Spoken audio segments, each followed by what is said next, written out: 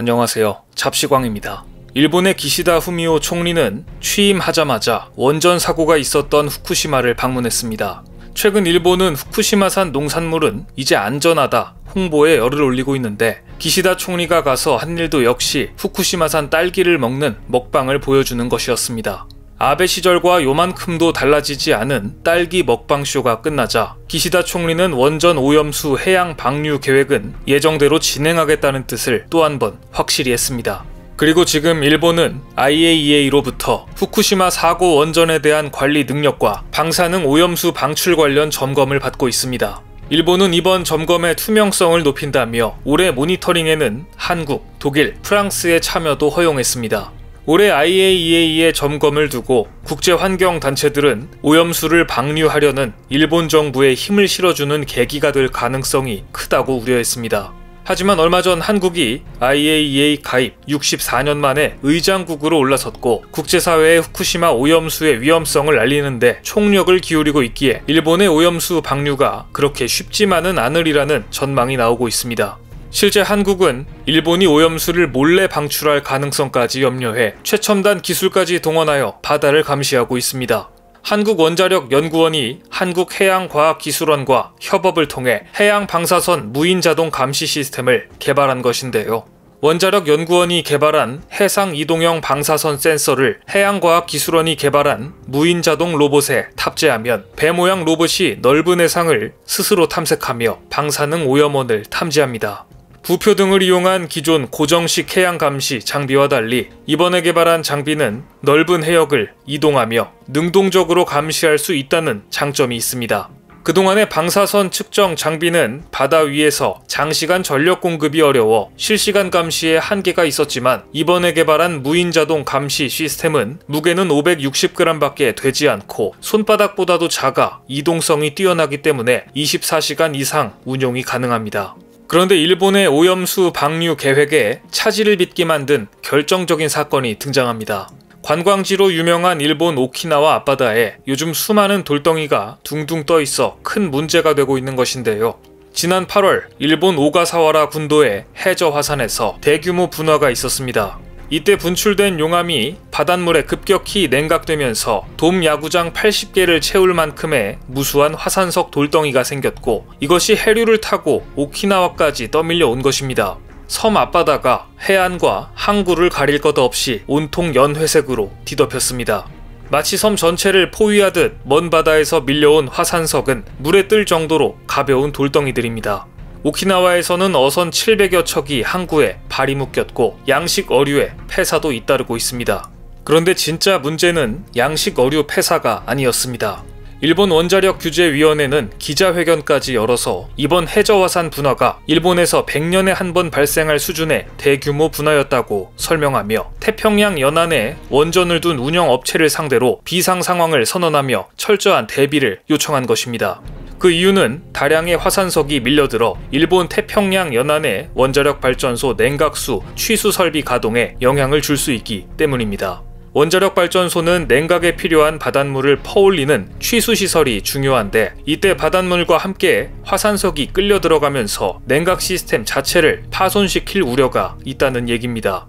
이 같은 취약점은 후쿠시마 원전뿐만 아니라 일본 전역의 원전 모두에 해당됩니다. 앞서 일본은 해저화산 폭발로 새로운 섬이 만들어졌고, 일본 열도를 구성하는 6,000개 이상의 섬에 또 하나의 섬이 추가됐다며 영해가 넓어져서 좋다고 정신승리를 했지만, 화산석이 떠내려가 원전 냉각 시스템을 위협할 줄은 꿈에도 몰랐던 것이죠. 정신승리도 잠시, 이제 일본 전역에 위치한 모든 원전들의 냉각 시스템이 언제 파손될지 예측조차 불가능한 상황이 되어버렸습니다. 그런데 후쿠시마 원전은 이 와중에 또 문제를 일으켰습니다. 지난 8월부터 후쿠시마 원전 인근 동토벽의 온도가 10도나 상승한 겁니다.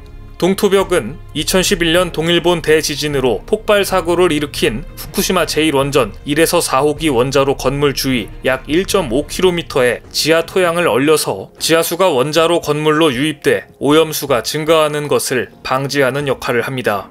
그런데 지난 8월 4호기 인근 동토벽 일부에서 온도가 상승하기 시작해 9월 중순에는 0도를 웃돌았으며 최고 10도를 넘기도 했다는 사실이 뒤늦게 드러난 것입니다. 분명 동토벽 일부가 녹았을 가능성이 있지만 도쿄전력은 지하수의 유입을 억제하는 기능에 영향은 없다라고 밝혔습니다. 하지만 도쿄전력은 그동안 후쿠시마 원전과 관련해 여러 차례 부실 관리와 은폐를 밥 먹듯이 해오던 곳이라 이 말을 믿는 사람은 거의 없습니다. 바다에서는 화산석이 몰려오고 육지에서는 지하수가 흘러들어오며 후쿠시마 원전의 오염수 관리 시스템 자체가 재구시를 못할 가능성이 높아 보이는데요. 이런 상황에서 IAEA의 검증을 받고 있는 일본의 입장도 분명 조마조마할 것으로 보입니다. 이 밖에도 지금 후쿠시마 오염수 방류를 막기 위한 한국의 반격은 일본 정부가 전혀 예상치 못한 곳에서 펼쳐지고 있습니다. 그동안 한국은 후쿠시마 원전 오염수 문제에 대해 국제사회가 관심을 가질 수 있도록 지속적으로 문제를 제기해왔습니다. 그리고 이번에는 제43차 런던 협약 및 제16차 런던 의정서 당사국 총회에 참가해 일본 후쿠시마 원전 오염수 문제를 다시 한번 국제사회에 부각시켰습니다.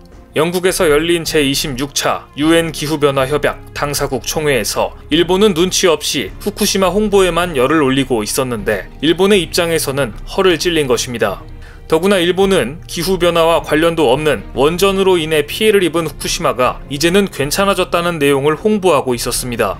그런데 이 자리에서 한국이 오염수 문제를 국제사회에 정식으로 문제를 제기하고 집중되도록 목소리를 높인 것입니다. 덕분에 일본의 후쿠시마 홍보는 오염수에 대한 우려를 집중시킨 역효과가 나고 말았습니다.